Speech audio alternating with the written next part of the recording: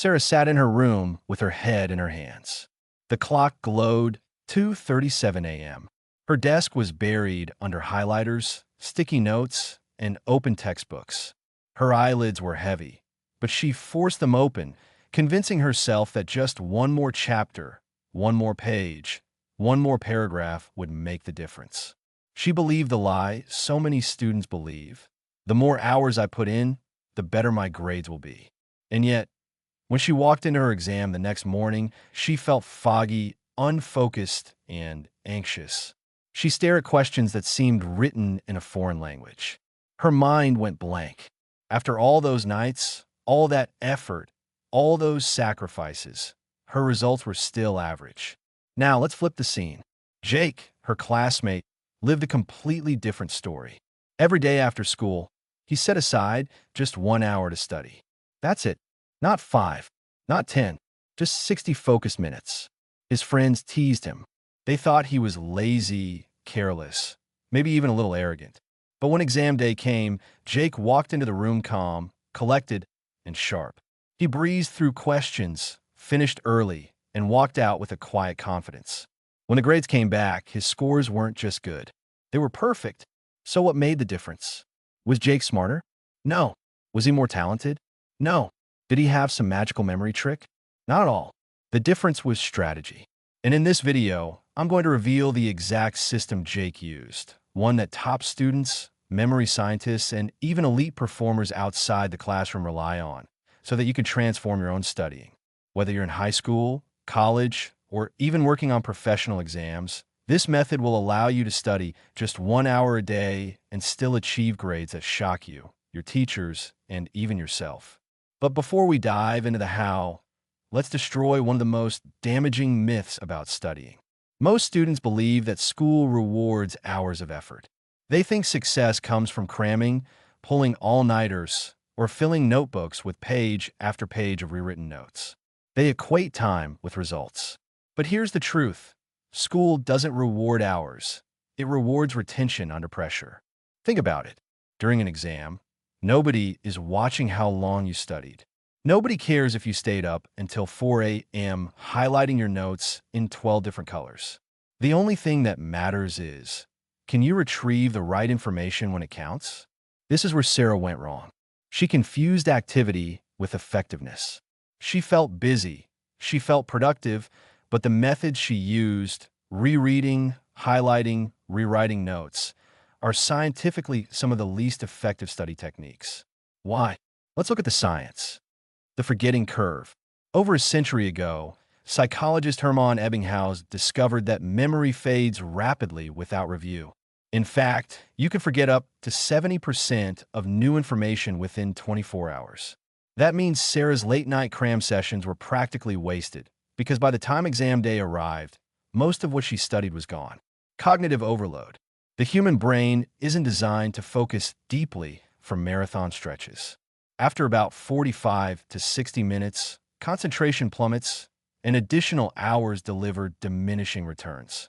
Sarah was pushing herself into exhaustion. So even when she was studying, her brain wasn't actually encoding the material. Illusion of mastery. Highlighting and rereading create a dangerous illusion.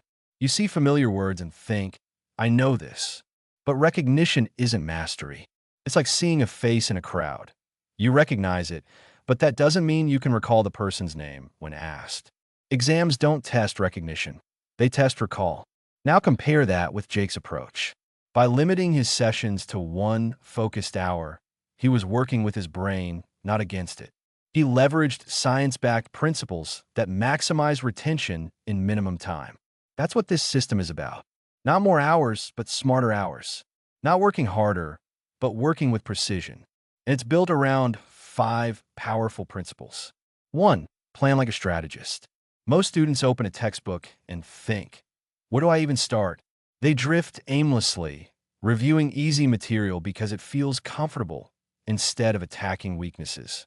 But Jake approached studying like a general preparing for battle. Each day, he asked, what's most likely to appear on the test? Which concepts am I weakest in? What's the single highest value task I can focus on today? This kind of strategic prioritization cuts away wasted effort. For example, in math, instead of redoing the easy problems he already knew, Jake targeted the hardest problem sets, the ones most likely to trip him up on the exam. In history, instead of rereading entire chapters, he focused on themes likely to appear as essay prompts. Planning also means breaking subjects into manageable chunks. Instead of study chemistry, Jake's plan looked like Monday, master chemical bonding. Tuesday, practice balancing equations. Wednesday, review lab experiment procedures. Each hour had a clear mission. That clarity prevented overwhelm and ensured steady progress. 2. Use active learning techniques. This is where Jake pulled ahead. Instead of passively rereading, he used methods that forced his brain to actively retrieve and manipulate information. Some of the most powerful active learning tools include retrieval practice, close the book, and try to recall everything you know about the topic. Flashcards, not for recognition, but for recall. Ask the question, hide the answer, force yourself to retrieve it.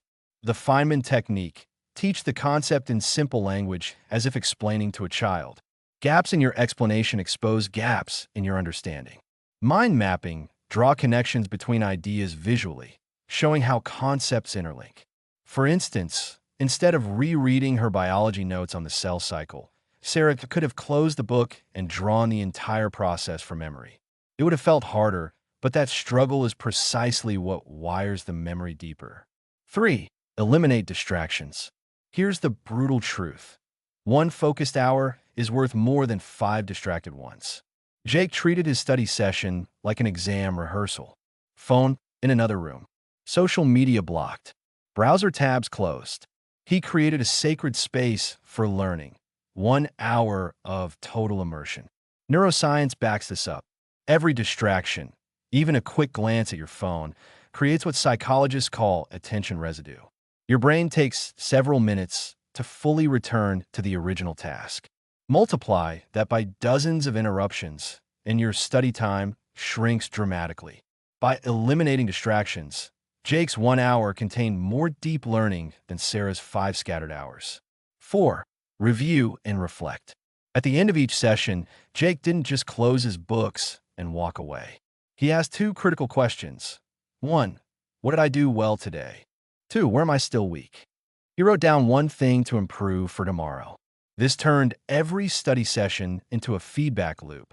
Reflection is what transforms practice into progress. It's like an athlete watching game footage to spot mistakes and adjust strategy. Without reflection, you repeat the same errors. With reflection, you grow sharper each day. 5. Consistency. This final principle is the secret sauce. 1 hour won't transform your grades overnight, but 30 days of this system will. It's the compound effect. Small, daily gains that stack until the results shock you. Think about lifting weights. 1 workout won't change your body, but show up daily, and the transformation becomes inevitable. Studying works the same way. The students who win aren't the ones who sprint once. They're the ones who build habits, show up daily, and let time amplify their effort. Jake's consistency created unstoppable momentum. Sarah burned out. That's the difference. Why does this method succeed where others fail? Let's break it down. The spacing effect. Spreading learning over time creates stronger, longer-lasting memory than mass cramming.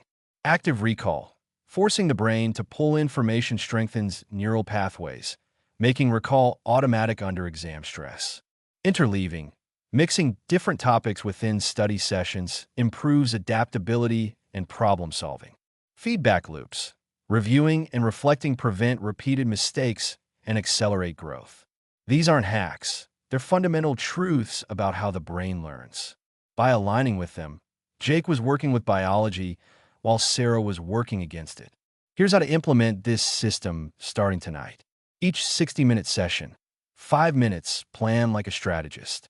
Identify today's priority. 25 minutes, active recall and problem solving.